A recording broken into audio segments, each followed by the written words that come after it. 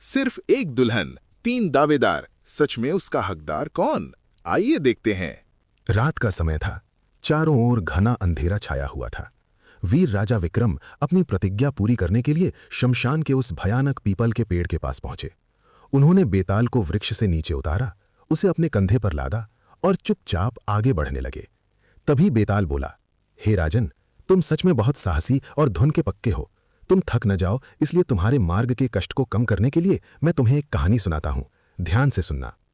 बहुत समय पहले उज्जैनी नगरी में हरिस्वामी नाम के एक बहुत ही गुणी और विद्वान ब्राह्मण रहते थे। वे वहां के राजा पुष्यसेन के अत्यंत प्रिय और मुख्यमंत्री थे।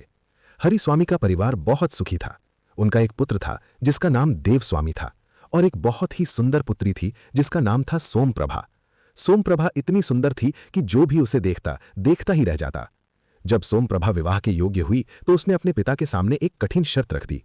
उसने कहा, पिताजी, मैं उसी व्यक्ति से विवाह करूंगी जो या तो महान वीर हो या बहुत बड़ा ज्ञानी हो अथवा जिसके पास कोई जादुई शक्ति हो।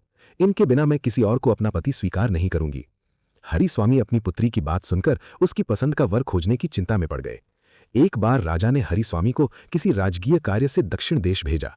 वहां हरिस्वामी के पास एक ब्राह्मण युवक आया और सोमप्रभा से विवाह की इच्छा प्रकट की। हरिस्वामी ने अपनी पुत्री की शर्त बताई।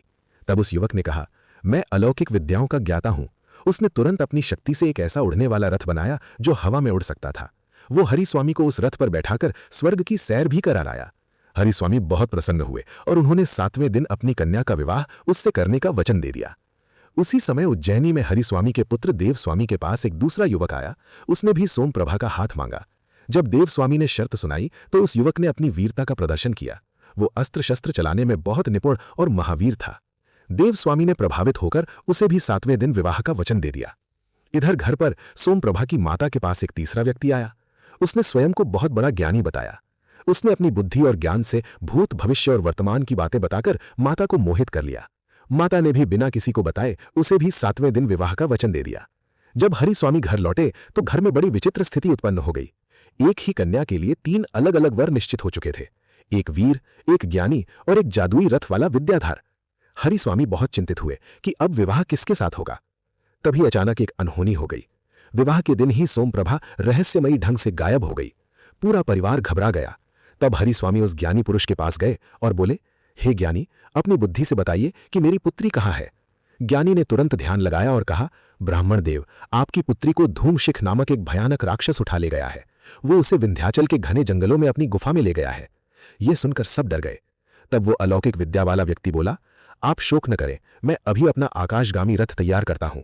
वो सबको उस उड़ते हुए रथ पर बैठाकर पल भर में विंध्याचल के जंगल में ले गया। वहां पहुंचते ही राक्षस दहाड़ता हुआ बाहर निकला। तब वो वीर युवक आगे बढ़ा। वीर और राक्षस के बीच भयंकर युद्ध हुआ। अंत में उस वीर ने अपने पराक्रम से धूमशिख राक्षस का वध कर दिया और सोमप्रभा को छुड़ा लिया। जब वे सब घर लौटे तो फिर से वही झगड़ा शुरू हो गया। ज्ञानी बोला, यदि मैं पता न लगाता कि कन्या कहाँ है तो वो कभी न मिलती, इसलिए विवाह मेरे साथ होना चाहिए। विद्याधर बोला, यदि मैं उड़ने वाला रथ न बनाता तो तुम लोग वहां पहुंच ही नहीं पाते, इसलिए सोमप्रभा मेरी है। वीर बोला, यदि मैं अपने प्राणों पर खेलकर धूमशिख राक्षस को ना मारता तो तुम दोनों कुछ नहीं कर पाते, इसलिए इस कन्या पर मेरा अधिकार है। कहानी सुनाकर बेताल रुका और विक्रम से बोला, हे राजन, अब तुम बताओ कि न्याय के अनुसार वो कन्या किसे मिलनी चाहिए। यदि तुमने जानते हुए भी उत्तर नहीं दिया तो तुम्हारे सिर के टुकड़े टुकड़े हो जाएंगे। राजा विक्रम गंभीर होकर बोले, बेताल, वो कन्या उस वीर को ही मिलनी चाहिए। बेताल ने पूछा, क्यों? बाकी दोनों का योगदान भी तो कम नहीं था। विक्रम बोले, सुनो, वो ज्ञानी और विद्याधर तो विधाता द्वारा केवल सहायक के रूप में भेजे गए थे। उनका काम केवल सूचना देना और पहुंचाना था, किंतु असली पुरुषार्थ और वीरता उस युवक ने दिखाई जिसने अपने बाहुबल से राक्षस का वध किया और कन्या की रक्षा की। शास्त्रों के अनुसार जो अपनी शक्ति से शत्रु को पराजित कर कन्या को प्राप्त करता है वही उसका वास्तविक अधिकारी है, इसलिए वीर ही सोमप्रभा का पति होने के योग्य है। विक्रम का उत्तर सुनकर बेताल मुस्कुराया और बोला, राजन, तुमने सही उत्तर दिया, किंतु तुमने अपना मौन तोड़ दिया, इसलिए मैं वापस जा रहा हूं। ये कहते ही बेताल फिर से उड़कर उसी पेड़ पर जा लटका। विक्रम ने भी हार नहीं मानी और उसे फिर से पकड़ने के लिए पीछे चल दिए। बच्चों की कल्पना और रचनात्मकता बढ़ाने के लिए हमारे कलर्ड स्टोरी बुक और कलरिंग बुक ऑर्डर करने के लिए Amazon लिंक डिस्क्रिप्शन में है।